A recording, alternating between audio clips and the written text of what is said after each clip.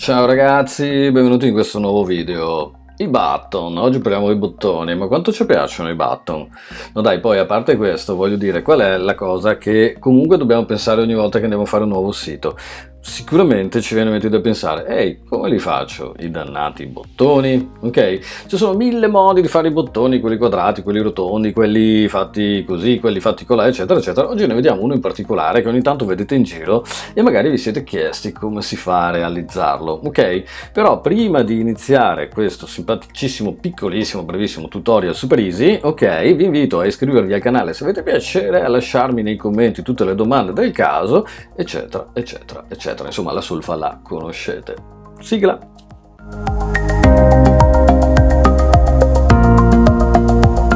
Benissimo, allora oggi lavoriamo un po' con l'ice server anche che non lo uso praticamente mai, ma direi che per oggi va bene visto che devo fare una cosa piccolina, ok? Allora, all'interno della nostra struttura qui mi sono creato una index, sono creato l'immagine che mi serve un cazzo effettivamente, un foglio di stile. Ok, dentro il foglio di stile ho qualche asset, le solite cose che oramai sono diventati uno standard. Ho deciso di fare una versione dark con un bottone colorato dorato tipo, ok, il mio solito bel Montserrat, ok, contenitore e un piccolo spaziatore. Quindi vado qui e mi vado a creare dentro il body un content.spacer. Questo mi permetterà di avere un contenitore ovviamente centrato, però a questo punto nell'AE server mi sa che avrò un po' di problemi perché effettivamente il contenitore non è in percentuale. Ok, allora andiamo a modificarlo velocemente. Ok, quindi invece with 1960 facciamo with 90% margin 0 auto, quindi il contenitore si adatterà perfettamente a quello che è il nostro contenuto. Ok, dentro qui facciamo un marcatore A che chiameremo punto button banalmente come al solito, ok, e qui andiamo a scrivere yeah guys I'm a button. Ok, bene, quindi vedete abbiamo la nostra scrittina I'm a button, molto molto bene, ok? Lo sfolto ancora un pochettino, la facciamo un po' più piccolo ancora questo qua, così si va un po' a centrare il nostro bottone e poi lo vediamo meglio. Allora, cos'è che voglio fare? Voglio andare a creare un bottoncino, ok, con delle dimensioni prestabilite e una situazione prestabilita, quindi vado di qua nel mio foglio di stile e inizio richiamando il mio punto button. Come prima cosa lo metto in display inline block, che non si scrive così, display ib mi sembra, sì, ok, inline block, ok, così riesco a dargli una forma. Tolgo la decorazione del testo perché è un link, text decoration none, ok, molto bene. Poi andiamo a definire un colore per questo testo. Allora, mi sono scritto il colore, avevo deciso di fare un colore dorato, quindi metto un C9AB 82, C9AB82, vediamo se è vero. Molto bene, ok, quindi faremo questo colore qui, me l'avevi già chiusa, maledetto. Poi diamo un po' di padding, quindi facciamo un 16 pixel sopra e sotto e facciamo una cinquantina di pixel destra e sinistra. Ancora ovviamente non si vede bene la forma del bottone perché dobbiamo dare un border. Facciamo un border, un pixel solid e utilizziamo lo stesso colore che abbiamo messo di là, quindi C9AB82. E si crea il nostro bordo del bottone, ok, direi assolutamente perfetto. Poi andiamo a trasformare il testo in uppercase, destra trasforma uppercase, ok, e poi andiamo a fare un font weight di 500 pixel, così abbiamo la scrittina un po' più carina e andiamo a definire una transition, vai giù maledetto, transition all, quindi a tutto, ok, facciamo 300 ms. Ok, e poi andiamo a mettere un is come easing. Ok, perfetto, molto bene. Allora, adesso ci rimane da definire ovviamente una dinamica. Come faccio a fare il bottone che voglio? Bene, allora io voglio fare un bottone che ha un'altra bordatura qui, no?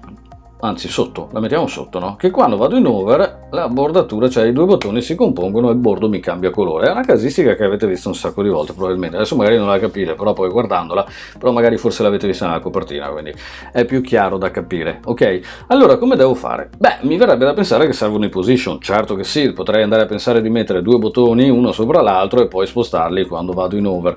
In realtà sì, i position vanno benissimo, ma li andiamo ad applicare direttamente allo pseudo elemento before o after non fa alcuna differenza effettivamente, perché poi basta solamente che andiamo a spostare, ok? Quindi andiamo a definire che il nostro bottone è il nostro position con valore relative, quindi farà da ancora per quello che è lo pseudo elemento su cui andiamo a lavorare, e gli diamo uno z-index a 0, ok? Perché voglio che comunque il bottone che andrò a creare in position absolute sia sopra.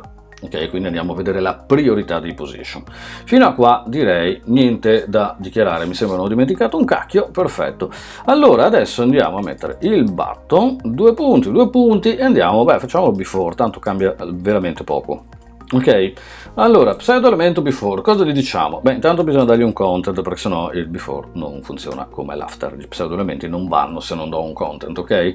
Poi portiamo questo bottone in display block, questa situazione che stiamo creando, e gli andiamo a dare un width, ok? La width facciamo con la funzione calc, con la proprietà calc, andiamo a dirgli facciamo 100% meno 2 pixel. Idem per l'altezza, facciamo un altro calcolo e diciamo la stessa cosa, 100% meno 2 pixel. Vi ricordo che essendo di position accettano ovviamente anche l'altezza in percentuale, ok? Quindi mentre è una proprietà l'altezza in percentuale che viene ignorata da altri elementi, ok? Il position invece consente questa cosa, perché altrimenti non potremo fare i fixed alti quanto lo spazio disponibile, ok? Bene, a questo punto mi vado a ciulare il bordo che ho messo di qua. Ovviamente il meno 2 pixel, il meno 2 pixel cos'è che va a determinare? Va a determinare ovviamente la posizione che dovrà avere questo bordo a dispetto del resto della struttura, che ovviamente in questo momento non può funzionare perché devo mettere in position absolute, ok? Metto in position absolute e vado a fare un posizionamento. Allora, nel posizionamento del mio oggetto andiamo a definire che questo oggetto, vedete che adesso si è spostato di là, sia top facciamo 4 pixel, ok, e left di nuovo 4 pixel, e dovrebbe andare in una posizione utile, ecco esattamente dove volevo che si mettesse, ok? Gli diamo anche a lui una z-index con valore a lui 1 perché voglio che sia sopra, ok? Anche se qui non vedete praticamente nessuna differenza, e poi gli vado a copiare il transition perché il transition voglio che sia applicato anche quando andiamo in over, ok? Allora, e anche questo è fatto. Quindi vediamo un po' adesso, il bottone che vedete è esattamente quello che volevo ottenere, ok? Adesso scrivo qui, ovviamente viene fuori anche la manina, vedete questo è il bottone che volevo ottenere. Adesso voglio fare l'effettino ovviamente in over quando ci vado sopra, quindi scrivo punto button.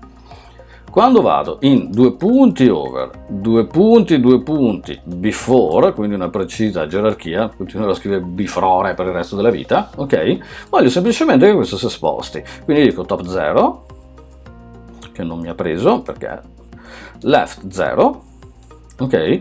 E poi gli vado a dire che voglio che il colore del bordo, border color, scriviamo, ci metto meno, border color voglio che diventi, facciamo, bianco, ok? E questa è la situazione che volevo creare, quindi torno di qua, quando ci passo sopra vedete, ping, pum, ottengo questa situazione abbastanza comune nei bottoni.